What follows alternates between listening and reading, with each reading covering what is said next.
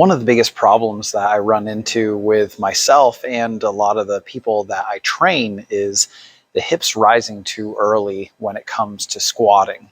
So if the weight's too heavy, this might become a problem where your hips tend to shoot up first, and then you have to work extra hard to correct that in order to get up. So you're essentially turning the squat into a really heavy back extension, or what other people refer to as the squat morning.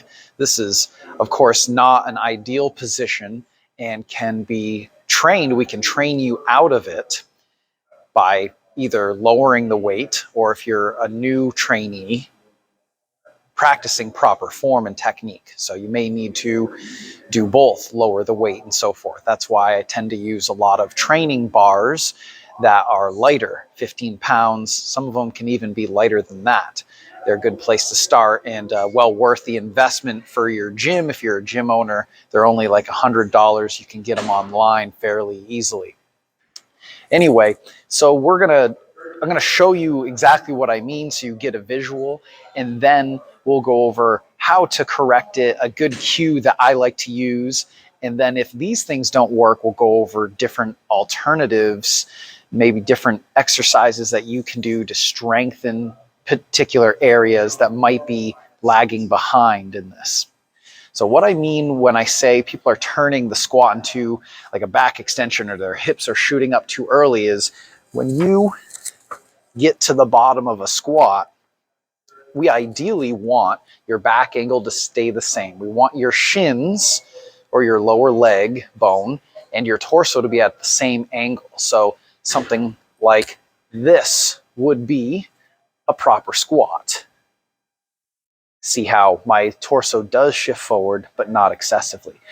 What I see some people do is this as they come up. You see how my hips continued rising, but the rest of my torso doesn't straighten up until the very top. That's not what we want. Again, this is putting extra stress on the back. So what do we do to correct this? Well, again, we either lighten the load, or coaches, you need to be cueing your clients or trainees or students, whatever you call them, and students be thinking about driving your upper back into the bar. So the bar is resting on your upper back, whether you're doing high bar position or low bar position.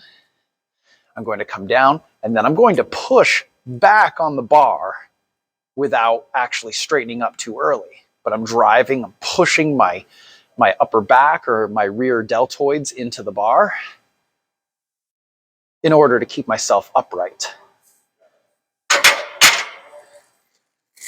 That can be a really powerful cue. A lot of times people will cue chest up, and I do that a lot as well. Keeping the chest high and proud is good. You will still lean forward, but you don't want to get to the point where, again, your hips are shooting up too early. So other things you can do besides lightening the weight, you may need to lighten the weight for a period of time and then slowly build your way back up with the proper technique. Okay, again, we want to see that torso angle and shin angle be the same throughout the entire squat. The angle will change, but they should remain parallel. If we were to draw a line, shin bone and then torso should be parallel. Another thing you want to look for is the bar, the side of the bar moving in a straight line, staying over the middle of the foot. If it's too far forward, it's going to be over, say, the toes of the foot. You're too far forward and your hips are probably rising too early. So chest up, drive the back into the bar.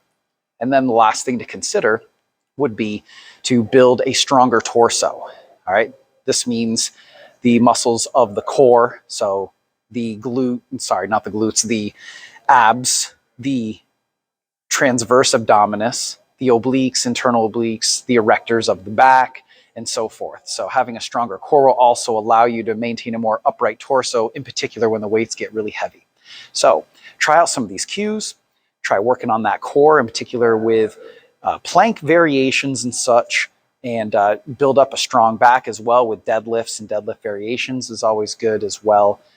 Really build that torso. Put your torso muscles in a disadvantaged position. So there's a few cues and ideas for you to maintain a better position when you squat. Take care.